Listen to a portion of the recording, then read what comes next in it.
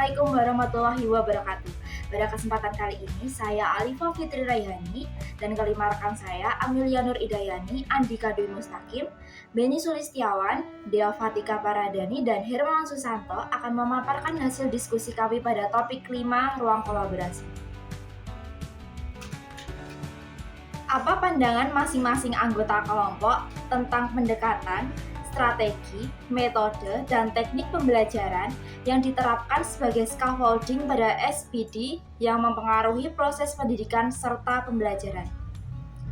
Pendekatan, strategi, metode, dan teknik pembelajaran yang berpusat pada siswa atau student center sangat tepat digunakan untuk implementasi scaffolding pada SPD karena melibatkan siswa secara aktif dalam kegiatan belajar. Kemandirian dalam menghadapi tugas mandiri, tugas dalam bentuk proyek atau pemecahan masalah, dibutuhkan siswa agar dapat menerapkan pengetahuan serta keterampilan yang sudah dimilikinya. Baik, untuk selanjutnya, menurut pendapat saya, pendekatan, strategi, metode, dan teknik pembelajaran yang bersifat kontekstual dan berpusat pada peserta didik dirasa tepat dalam penerapan scaffolding pada ZPD.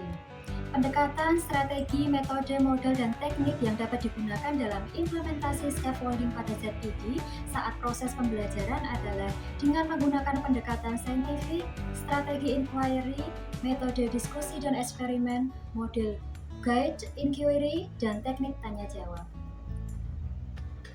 Strategi penyampaian pembelajaran scaffolding dalam membentuk kemandirian belajar dapat dilakukan dengan penggunaan media dan metode pembelajaran yang sesuai dengan materi yang akan disampaikan. Metode yang dipergunakan dalam pembelajaran meliputi ceramah, diskusi, role play, tanya jawab, dan juga demonstrasi. Untuk mengembangkan potensi peserta didik, pastinya membutuhkan pembelajaran yang aktif dan terpusat pada peserta didik. Fasilitator berperan sebagai pendamping dan memfasilitasi kebutuhan peserta didik. Baik, untuk yang selanjutnya, pembelajaran yang menerapkan pendekatan, strategi, metode, dan teknik pembelajaran sebagai scaffolding pada ZPD dilakukan dengan pemberian scaffolding atau bantuan belajar yang terstruktur, maka akan meningkatkan motivasi belajar siswa, meningkatkan kemampuan kolaborasi siswa, dan keaktifan siswa yang berimplikasi pada peningkatan pemahaman siswa. Pemberian bantuan ini bertujuan untuk menciptakan kemandirian siswa dalam proses belajar, sehingga bantuan dari yang sangat penting dalam mempengaruhi proses belajar siswa. Terkait pendekatan, strategi, metode, dan teknik pembelajaran yang diterapkan sebagai scaffolding pada ZPD, secara operasional diterapkan dengan guru menjelaskan dan menyampaikan informasi sebanyak-banyaknya mengenai sub-pokok bahasan. Berikutnya, pendekatan scaffolding pada ZPD dapat berupa bantuan, dukungan, atau support pada peserta didik dari orang yang lebih dewasa atau lebih kompeten, khususnya guru yang memungkinkan penggunaan fungsi kognitif yang lebih tinggi dan memungkinkan perkembangannya kemampuan belajar, sehingga terdapat tingkat penguasaan materi yang lebih tinggi. Baik, untuk selanjutnya, penerapan pendekatan, strategi, metode, dan teknik pembelajaran scaffolding pada proses pembelajaran membuat siswa dengan kemampuan rendah dan sedang tidak mendapat tekanan dari siswa dengan kemampuan tinggi, sehingga siswa dengan kemampuan rendah dan sedang tidak merasa malu untuk bertanya dan menunjukkan. Selanjutnya, berikut adalah pandangan masing-masing anggota kelompok tentang kesiapannya mengajar dengan memperhatikan pendekatan, strategi, metode, dan teknik pembelajaran yang diterapkan sebagai scaffolding pada ZPD pada peserta didik.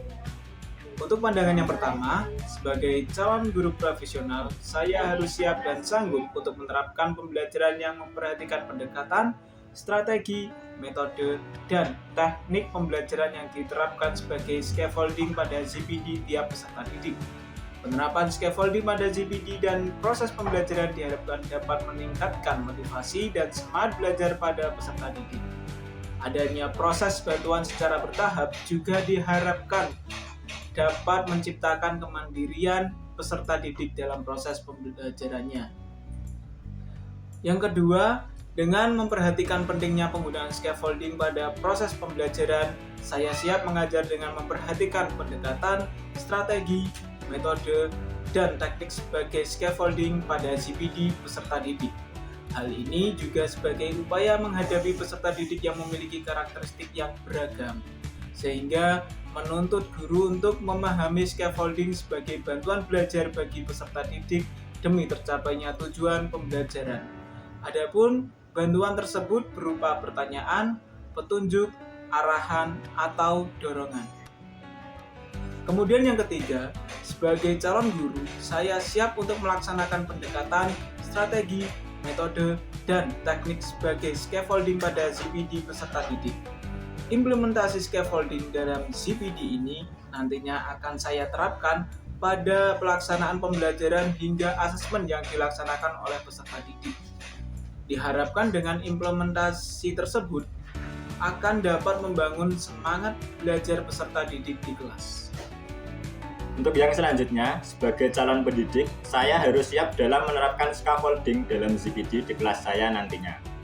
Kesiapan tersebut akan saya implementasikan dengan berbagai strategi, antara lain mempelajari strategi scaffolding dalam kegiatan pembelajaran, membuat asesmen diagnostik untuk menentukan GPD peserta didik, menyusun model pembelajaran yang terintegrasi dengan scaffolding. Kemudian, setelah saya mempelajari tentang materi scaffolding dalam GPD yang diterapkan di kelas, saya memahami bahwa dalam proses pembelajaran itu terjadi apabila peserta didik bekerja atau belajar menangani tugas-tugas yang belum dipelajari, namun tugas-tugas itu masih berada dalam jangkauan kemampuan atau GPD daerah terletak antara tingkat perkembangan anak saat ini yang didefinisikan sebagai kemampuan pemecahan masalah di bawah bimbingan orang dewasa, khususnya guru. Oleh karena itu, saya sebagai seorang guru tentu harus siap untuk mempelajari dan memahami pendekatan, strategi, metode, dan teknik pembelajaran yang diterapkan sebagai scaffolding pada GPD pada peserta didik, sehingga memiliki kesiapan untuk mengimplementasikannya. Yang selanjutnya, saya merasa harus siap mengajar dengan memperhatikan pendekatan, strategi, metode, dan teknik pembelajaran yang diterapkan sebagai scaffolding pada GPD. Karena scaffolding membantu memaksimalkan potensi pembelajaran siswa dengan memberikan dukungan sesuai dengan tingkat kemampuan mereka.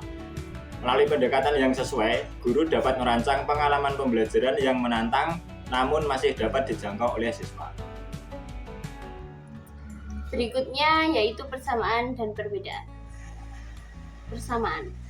Yang pertama yaitu dalam penerapan scaffolding pada GPD, peran dari sosok yang lebih ahli atau berkompeten dalam pemberian bantuan kepada peserta didik dalam proses belajar sangat penting dalam membangun pengetahuan dalam proses belajarnya. Yang kedua yaitu mempunyai tujuan untuk menciptakan kemandirian pada peserta didik dalam proses belajarnya. Yang ketiga yaitu diimplementasikan dengan menerapkan asesmen diagnostik awal di pembelajarannya. Yang keempat, dilakukan dengan memberikan tugas sesuai dengan karakteristik dan potensi dari peserta didik. Yang kelima, guru berperan sebagai sosok yang mampu memantau dan memediasi aktivitas belajar peserta didik di kelas.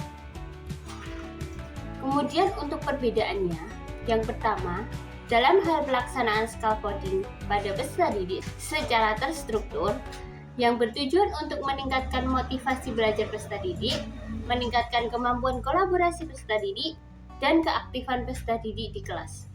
Yang kedua yaitu strategi dalam hal peningkatan kemampuan fungsi kognitif peserta didik sesuai dengan karakteristik dan potensinya dalam proses pembelajaran. Selanjutnya, persamaan. Satu, pentingnya scaffolding atau pemberian bantuan dari orang yang lebih ahli atau berkompeten pada peserta didik untuk mengembangkan kemampuan dan pengetahuannya dalam proses belajar di kelas. Dua, memberikan penugasan yang mampu meningkatkan kemandirian peserta didik dalam proses belajar. Adapun perbedaannya, yang pertama, pemahaman dari pendidik atau guru dalam memahami konsep utama dari scaffolding pada GPD yang ditetapkan kepada peserta didik di kelas. Yang kedua, proses evaluasi pembelajaran yang sesuai dengan implementasi scaffolding di kelas yang dapat mengembangkan semua potensi peserta didik sesuai dengan GPD-nya. Sekian paparan hasil diskusi dari kelompok kami, kurang lebihnya mohon maaf. Wassalamualaikum warahmatullahi wabarakatuh.